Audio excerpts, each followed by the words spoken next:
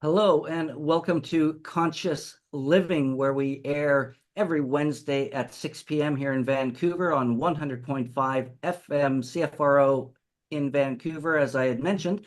And we're also streaming out live right now to all of our social media channels on YouTube and our Facebook pages and such. So please feel free to tune into the show and share with your friends.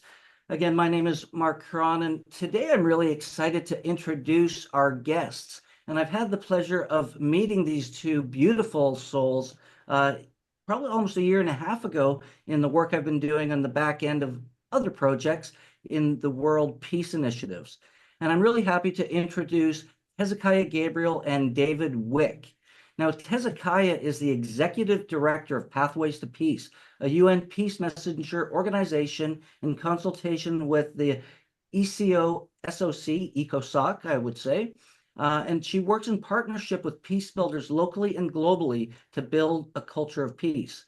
She is also the owner and senior consultant for Gabriel Associates. And for over 30 years, Tez has worked with mission-based organizations to create relevant, viable, and sustainable workplace environments that affect real change in our world. She's also an ordained minister who conducts interfaith and intercultural ceremonies and works with individuals and groups to empower the divine within each of us. She is also the founder of the Gabriel Associates, where in 1991, she took her mission as a partner with nonprofit organizations and leaders to strengthen and increase their ability to make a positive difference in the lives of people, and they exist to serve and change our world.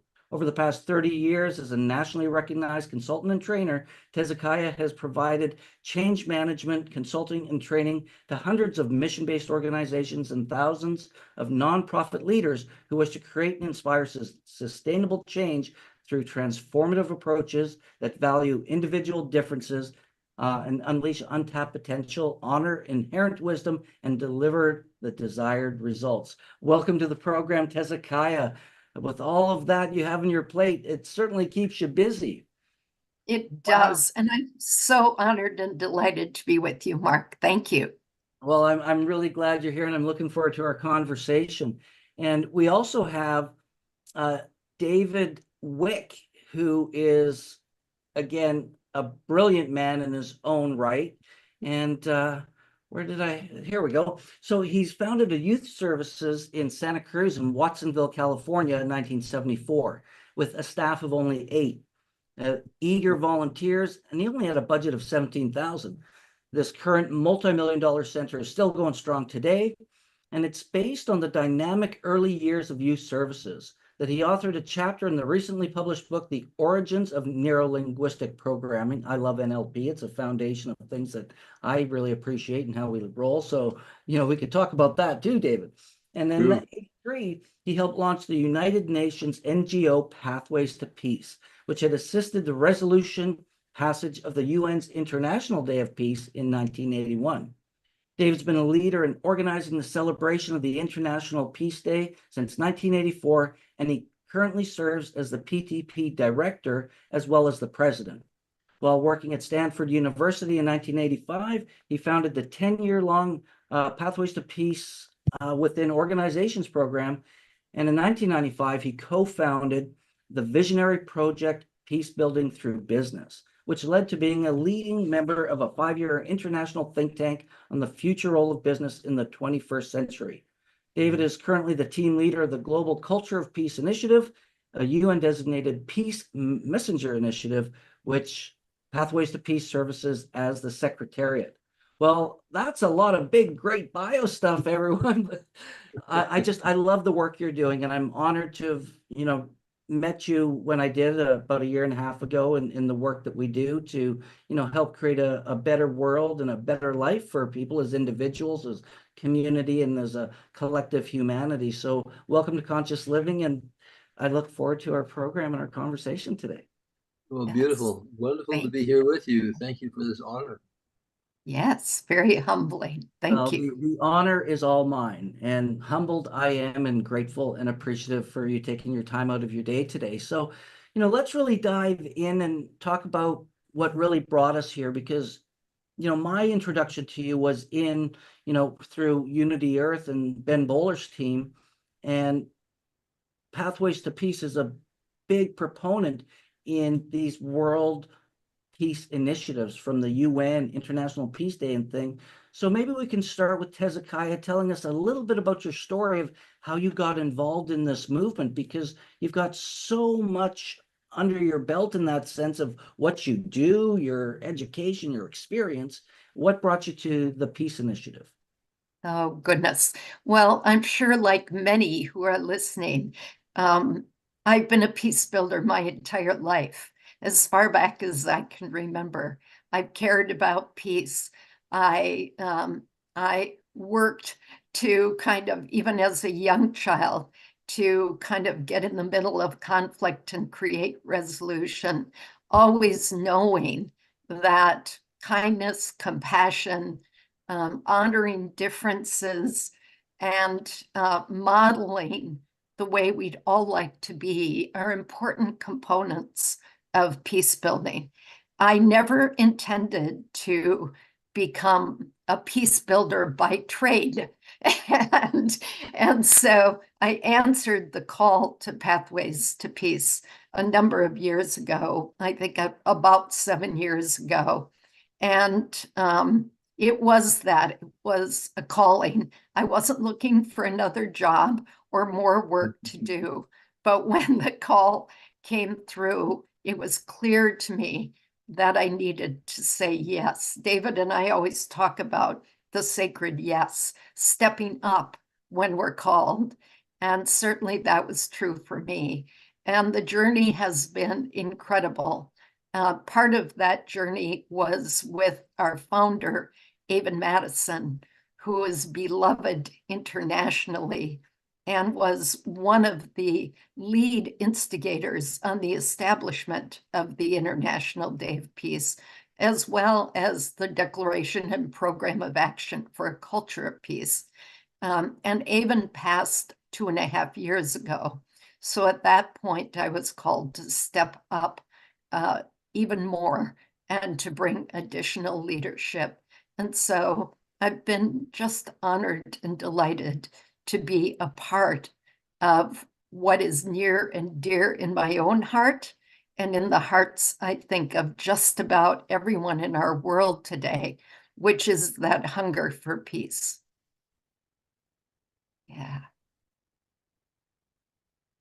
I can't hear you, Mark. You're muted, Mark. Oh, the usual thing, eh? The usual thing. But thank you for that. And I know you do a lot of great work in the peace movement. I know you also work actively with women in Africa as well. So I just want to thank you for the work that you do, because it really makes a difference. Thank you, Mark. Well, certainly the girls' shelter in the Republic of Guinea is, again, so close to what all of us care about. And it came through our partnership with our partners on the ground. We were doing peace education training, and they asked for gender-based violence training. And they would take our training and then go out into the community and train their community. And in preparing for the gender-based violence training, they brought to us the story of 2 young girls who had come to them. These 2 young girls were brave and said no to female genital mutilation and were homeless as a result. So we at Pathways to Peace, we just could not turn a blind eye. Our partners had really envisioned a girls' shelter because they recognized that the more community education they did, the more girls would be brave enough to come forward and would risk then being homeless and ostracized in their communities. So it was one of those times where we were called into action. It's happened many times, but we said, of course, we said yes, that we needed to help them create that shelter. So within four months of that story happening, on Peace Day in 2023, we opened the girls' shelter in the Republic of Guinea. And that work goes on. And it's just incredible to see how little it takes to allow these girls to dream a better future for themselves, and to get that kind of support. It's not just basic needs. It's also that they get to go back to school. They get job training if they need it. They get counseling for the healing and the trauma they've experienced. They have a safe place to begin to be themselves. And so it's just every day I am inspired by what happens in the girls' shelter and in the Republic of Guinea, in Kindia. And we expect to end female genital mutilation in 1 generation in that project. So yeah, thank you for asking, Mark. Well, I think program. Yeah, I think it's really important. And when you hear about what's going on over there and in different parts of the world, I just want to thank you for being and creating a safe, sacred space for these women and young women to know that they're not going to be homeless and that they can stand up for what's right and what's right for them, and that they've got a safe space where they can go without being ostracized. So thank you for that great work. Well, and the exciting thing is that they are learning to be leaders that can be advocates for other girls. And so again, it's just so satisfying. The task is its own reward.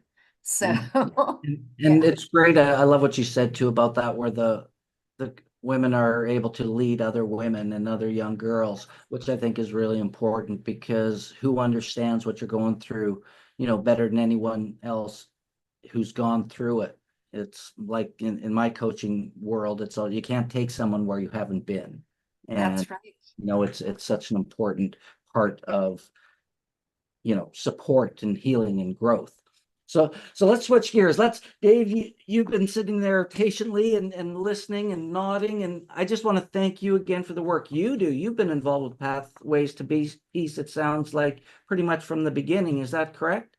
Yes, that's right. I was engaged, got to know Avon, and then Pathways to Peace in 1980. And actually, it built upon well, let me go back. So the whole concept, the vision of Pathways to Peace is Avon had this when she was 4 years old. She had the vision of the world peace and what that can be and what that can look like, and a way as a vehicle to do so. So she held that all her life, worked in the foreign diplomatic service, started engaging with the United Nations, and helping to evolve the whole concept of the Pathways to Peace, which became a 501c3 in 1983, but engaging in many different activities prior to that. One of which was in 1981, working with the colleagues, Robert Mueller, who was the Assistant Secretary General at the UN, and others, helping to formulate the concept and then passing the resolution of the creating the resolution of the International Day of Peace in 1981. And the point of it was, at that point, it still is Peace Day provides a globally shared date for all humanity to commit to peace above all differences and contribute to building a culture of peace. So it's a day which is to emphasize the overall goal, the overall mission, basically of the UN and of all people, is creating a culture of peace. And the culture of peace is not just art or something like that. It's all things that we do as human beings, what we share, our thinking, our institutions, our behaviors, and so on. But that's, to me and to many people, that's overall what we're doing, is evolving from the culture of conflict and war that we've lived in for thousands of years to a culture of peace. So one aspect of it is creating the International Day of Peace, which is September 21 of every year. And so there's a time to come together, acknowledging what we've done, over the past year, and preparing for the next year, and in celebration, but also thoughtful, looking forward. So let me tell you the story. In 1981, working with the United Nations, created the International Day of Peace. In 1982, and this is supposed to be globally, worldwide, and bring it out to civil society. In 1982, they had a quiet minute of silence in the General Assembly, and that was it for the International Day of Peace. And so we at Pathway said, okay, we can do this, let's bring it out. So we spent a year planning a major event in San Francisco, which is September 20, and actually that time it was September 18th of 1984. We did create a major celebration in the Civic Center Plaza in San Francisco, in front of the City Hall, and it was a very big deal. And the highlight is at 12 noon, which was the creation of the minute of silence, moment of peace. At 12 noon, taking a minute and being, in silence, but thinking of and holding of the high value of peace and peace building. At that time in San Francisco, the city got very involved with it. Magnons and other stores stopped their cash registers for a minute at 12 noon, stopped the broadcasting at NBC affiliate in San Francisco. Many different things happened. That started the peace wave, which has continued every year since. And so this year, the 40th anniversary, we're having another major celebration in San Francisco, the same location that Tezikiah and I and others, we have a whole team of people working on. And it's a major step in acknowledging globally, and we'll tell more about the global aspect of the culture of the International Day of Peace. All people to stop, take a minute, and be aware of it. And this has grown from thousands of people in 1984 to what we have heard is 3 billion people this year will be aware of or participate in the International Day of Peace. So, Tezikiah, what would you say further? No, you said it so beautifully. I guess I could add that wave at 12 noon, that peace wave became a movement. And that movement is what we celebrate today, that peace building movement. So in that same space, we will be again pausing for that minute of silence, moment of peace at 12 noon from our outdoor staged event that will also be broadcast globally with our sister celebrations around the world, also pausing at 12 noon for that peace wave. And so, yes, we celebrate the incredible movement that began in 1984, but we also look forward and are planting the seeds for taking the next steps, because our job isn't done. We want to see that peace prevails on earth. And so we're going to plot a way forward to actually turn that dial finally, to be able to experience peace both within, and we'll be providing some opportunities for people to learn the practice of the peace wave, but other practices that really create that inner peace that can then be focused externally as well. So our individual and collective movement for peace on earth. And again, as I said earlier, we know that even though it's difficult sometimes to see, we know that there's a hunger for peace in everyone's heart. And so it's time for us to release that, to experience it internally, and to release it to even a greater degree externally, so that we can actually witness peace on earth. And this is where we also, well, people get more information about it at the Pathways to Peace website. So pathwaystopeace.org, just spell it out, pathwaystopeace.org, T-O, peace.org. And you can find out more about the International Day of Peace and what's taking place. And also, if people cannot be there in person, you can register to get the information for the global broadcast. And also just the global broadcast that's going to be through Hubcast Media, which is also in Vancouver, where you are, Mark. I'm sitting in our podcast room right now. Yeah, right. And thank you for this. I mean, this is fantastic. But this is what we do, working together to bring out the experience, and that's expanding more and more to bring it out. And as Tezikiah said, it all begins with us personally. In my life, this is not just some, we can't do world peace, and that's a whole different level. But but peace building begins with each of us personally. How am I living my life? What choices am I making in my life, in my relationships? How am I doing in in my working with my own upsets, my own anger, and how do I deal with that? And what about my family, my community, and the people I work with, where I'm going to school or where I work? All of that is fundamental to creating peace and well-being in our life. That also has, and this is a whole part of we can talk about more, is the evolution of the consciousness. Yes. This impacts the greater consciousness that we are all part of, an energetic level, and that's a whole, another important area.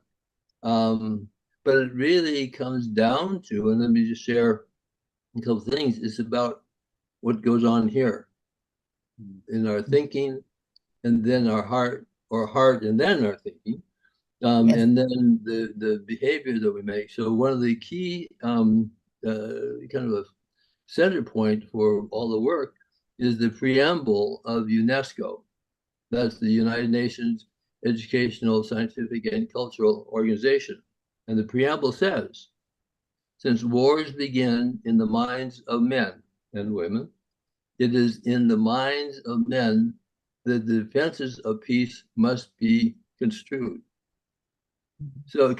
rather. And that's absolutely true. It is in our minds where it all starts.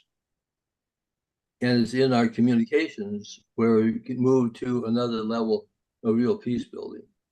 So that's part of what Pathways to Peace is all about, is to help the experiences, the thinking, the behaviors around peace and the culture of peace in all aspects of our life.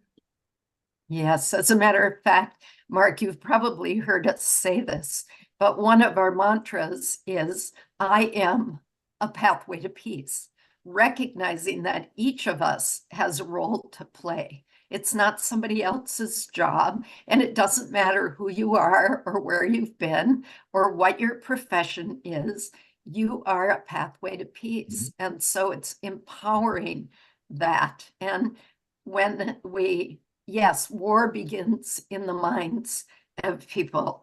And we always say you lead with your heart and the mind will follow, but certainly that's where peace resides too, is within the heart and mind of all of us. And so, yes. Yeah, well, that's really beautifully said. And I think, when we come back and start from our heart is really important. And I think in the Western world and, over time we get so head-centric. We're focused on our head and intellectual and knowing information and having all this knowledge. And then it's one thing to regurgitate it and kind of repeat what we've learned. It's another thing to embody what we've learned and act on it. That's we always say, understanding is understanding, knowing is doing, right? Right. And there's a difference there. And I think, David, you spoke about it too. What I read about your bio about NLP, it's something that changed my life when I started understanding the power of language. And Yes. it leads back to, what you were talking about, what we talked to about ourselves and choosing peace. And I'm sure you've read that great classic book, As a Man Thinketh. Mhm. There's some great little That's it. things in there, like, That's if it. you're beaten, you are. If you think you're right, you're right. If you think you're wrong, you're wrong. Whatever you think, you're right, because if you believe it, it's true. Well, there's also this ancient saying of "as you think, so you become." Yes. Yes. Yeah.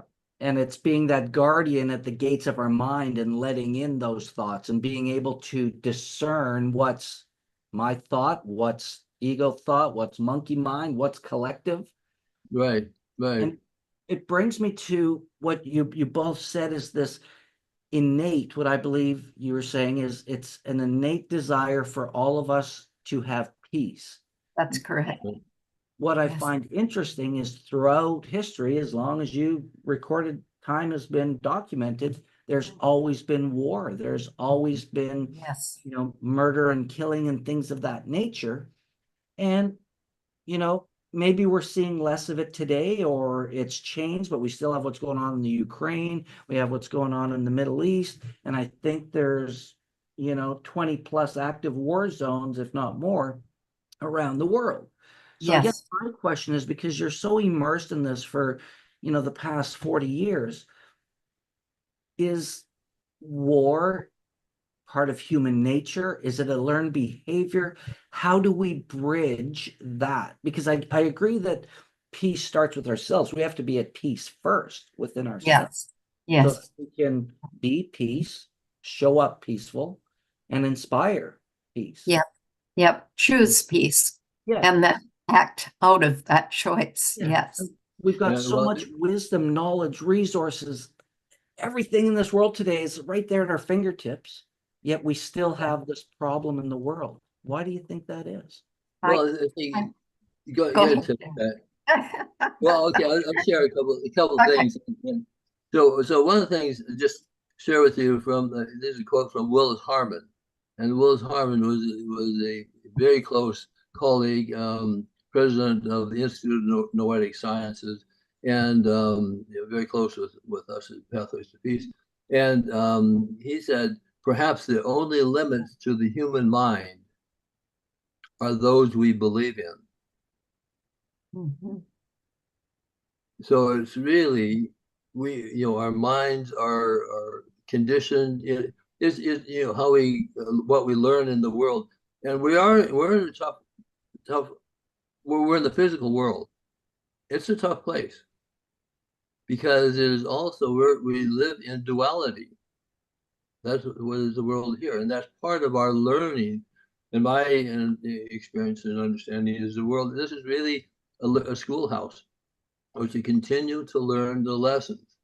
And we continue to learn the lessons of our higher values and how we hold them. I mean, look at all the religions of the world. What have they been teaching? All of them have been teaching love, compassion, care. And that's one of the challenges of human beings, learning that and how we hold that.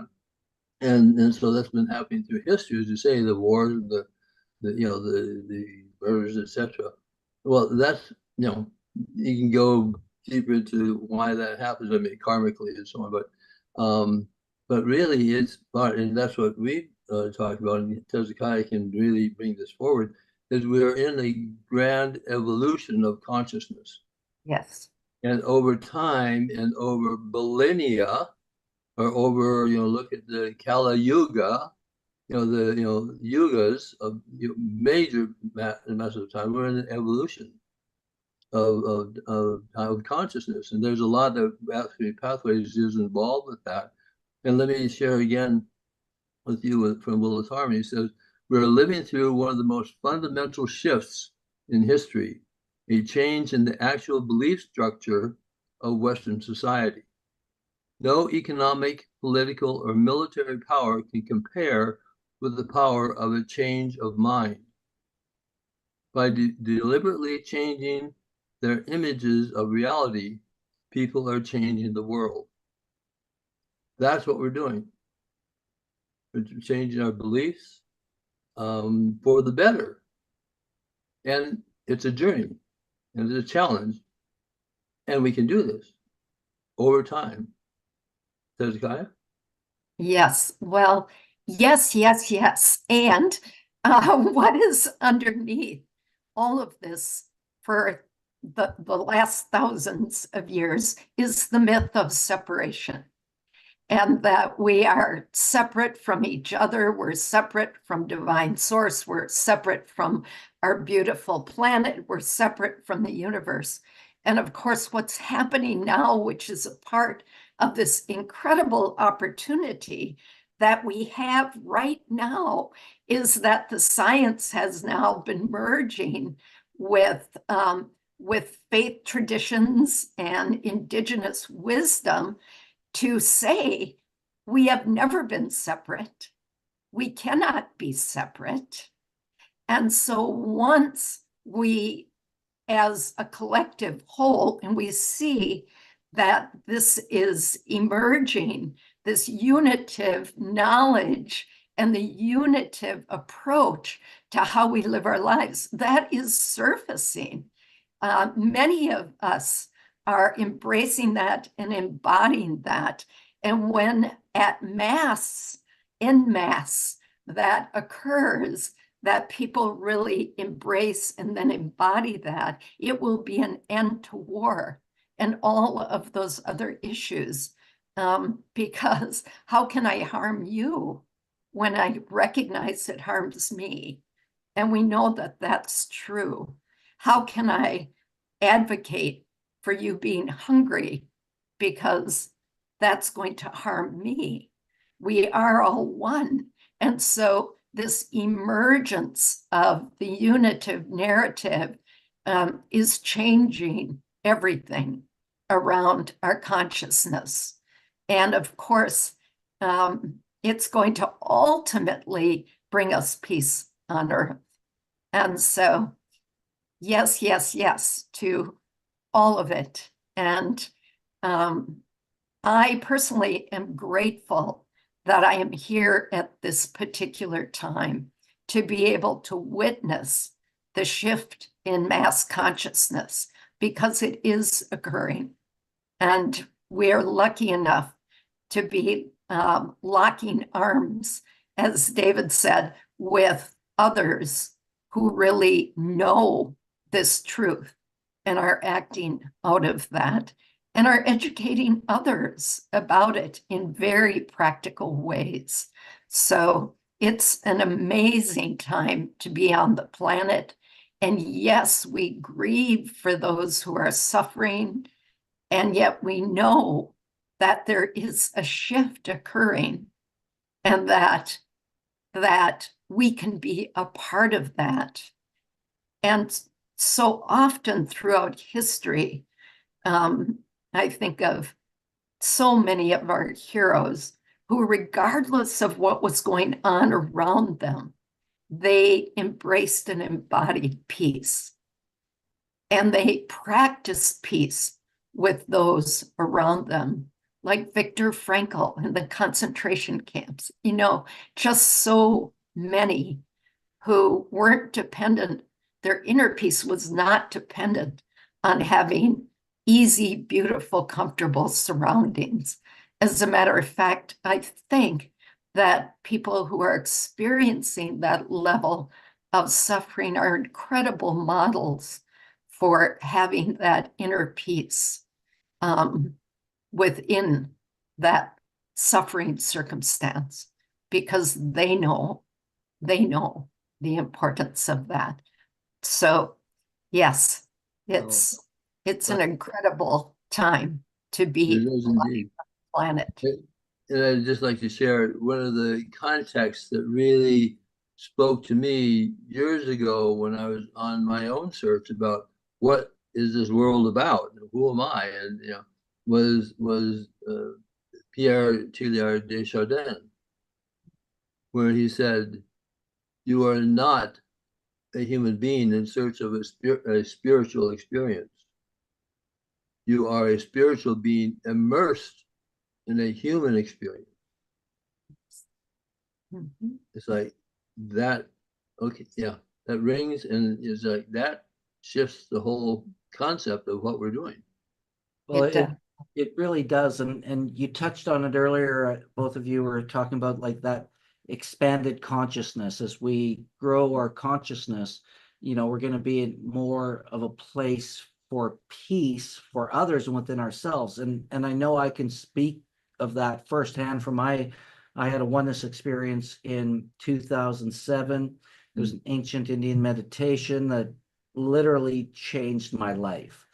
And coming out of that, not that I was ever, violent or anything of that kind of nature of a human being ever, but in this experience, I saw the connectedness of all things, all living things, and not just human beings, Yes. all animals, all plants, all nature, Yes. the universe, the cosmos, all of it. Yes. And when I realized that as different as we all are, right, we're all the same. We all have the same kind of common problems. We all have the same emotions that we go through. We have different values, meaning, culture, and such, but underneath it all, if you boil it all down and take that out of it, we're all the same. Yet we're Yes. different in our individuality and how we express, how we learn, how we communicate. And this, I think, is the way that we reach people one by one by many, by also embracing and embodying that and being peaceful and having these conversations as well, because it's within community. You talk about separation earlier, is when we take these communities and start breaking down the conflict between us, we can see the commonality and Yes. we can see the connection, and then people realize, why would we want to do that? Like, I don't Yes. understand why people would want to kill other people or in the name That's of God. right. It makes absolutely no Yes. sense in today's world. No. And yet, it's still happening. And Yes. as we move forward and have these conversations, here we are, three of us having a conversation to many. And if we can reach one person that goes, wow, that's something to think about, or how can I make a difference? Because it's the call to action. And It how do is. we Right. bring more people into the conversation about what does it take? Are you even at peace first before we can start talking about peace? Because if I'm all frazzled and freaked out about everything that's going on and I'm not at peace and I'm not grounded, centered, and present, how am I going to even communicate that to other people? Absolutely. Right. Yeah. And it's also, as I said, there's not just some great ideas, it's scientifically shown, energetically. And Yeah. there's a couple quick examples.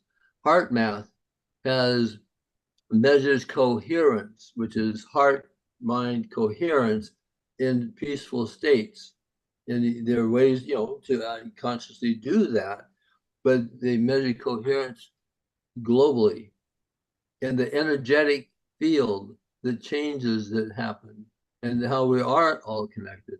Similarly, with the Maharishi University and the meditation scientific practices that have shown how the meditative practices impact a community. I mean, just on that level alone. So it's absolutely true. So it's really coming to what choices do we make daily? I get up in the Yes. morning. What are the choices I make right That's now? right. Yeah. So like, Yes. who do we vote for? Where do we spend our money? I think that's always an important one is, we Yes. vote where we shop and how we spend our money. And Mhm. if we put, the universal resources that go to war and guns and that sort of thing into peace, Yeah, anti-poverty, food, this planet has everything we need for all of us to live well. And I believe it's Yes. an inherent God-given right to have a life of joy, of, Absolutely. gratitude and peace. right. And Yes. I think our mission, Yes. part of our human experience to figure that out. And Yes. at the It's same time, there's also what I just mentioned, Pathways to Peace is an infrastructure for peace. It's an entity, it's created, and through this entity, we can do what we do. Many different organizations are doing that. The United Nations was created as an infrastructure for peace. And and over time, we evolve and we have to change and have to shift. The United Nations has many difficulties because it is based on the nation state. Mhm. And nation states have their very strong self-interest as opposed to global interest, although they're supposed to have that. And so there's evolutions and changes that need to happen at the UN also, and it needs to be evolving. We know people very close in, ambassadors and so on, who talk about that it Yes, must change and evolve. And at the same time, the UN is the only global that's right. organization that everyone comes to. It's got That's right. problems. You got to change and evolve, but it is the place where everyone can come under the same roof. Yes. And how important One that's place. just super important because it takes time. We're changing a history of humanity on this planet that we don't even know how long we've really been here and what we've been doing, but it's going to take time. And I think it's all a step in the right direction. And we have to understand. And at the end of the day, we have to be that change as That's individuals. right. Number Right That's on. one, we can Right on. blame people for stuff. We can criticize and do all of those things. And at the end of the day, we have to look at ourselves first and, what are our role in it? What can we do about it? How can we make a change? What's the difference? And if we want peace for our lives, everybody else wants peace in theirs too, right? That's exactly right. And, with the United Nations, there's this huge arm of the United Nations that we're part of called civil society. And, the United Nations was set up to have that joining of civil society with member states. And certainly, David kind of implied this, but certainly there's some concern that there is greater separation between civil society and the member states. And the United Nations is just a microcosm of what's happening on our planet and what's happening in our communities and within ourselves. And that is that we are recognizing and beginning to move toward unity. And that's what is going to be occurring with the United Nations as well. But it's easier at the ground level to be able to support that movement toward unity than it is in long-standing large institutions. But they're feeling that evolutionary pain of needing to come together in unity in ways that around our world that we've never witnessed it before. And so, and I want to dip back to just one thing you mentioned, Mark, that I think is so important. It seems that a lot of people don't recognize that they have a choice, that they can choose peace, that they can choose to change their behavior and act in peaceful ways, or they can choose to engage peace in their communities. It's all about choice. We all have free will, and we have the power to choose our path forward. And so we encourage everyone to choose a path of peace. And again, I'll say the task is its own reward, because there's nothing that's any more satisfying, gratifying than living in loving peace. And so, yeah. Absolutely. So let's spin a little bit. We've got about 8 minutes or so left, and I want to make sure that we do talk about International Peace Day. And Yeah. I know you, Pathways to Peace, you're working on a great event down in San Francisco where it kind of originated with Pathways to Peace. My understanding, you're saying 1981 as it started, and now 1984 is where it kind of really took off in San Francisco, and you're doing a great event there that's going to be part of a global broadcast. So tell us about what's happening in San Francisco on World Peace Day. It's a grand event. It began as wanting to acknowledge the 40th anniversary and said, well, let's do that in San Francisco in the same place where, and it has grown exponentially. Interesting that it's San Francisco What's too, that? right? I said it's What? interesting that it's San Francisco, just with its history of like the peacenik movements in the 60s and things like. Well, and the birthplace of the United Nations was in San Francisco as well. I didn't. So, yes. And Yeah. so, yes, Go do you ahead. want to continue on? Sorry, No, David. you go, Tezikiah. You go. So it is an incredible event. We have incredible performers on an outdoor stage. That is going to be, as you mentioned, Mark, is going to be a part of a 24-hour global broadcast.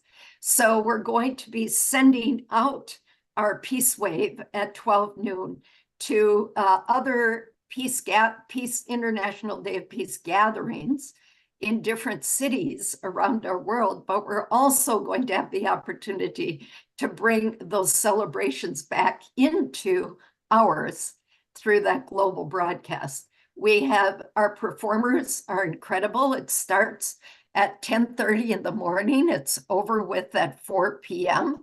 It's Saturday. On Saturday, which is the International Day of Peace, September 21st.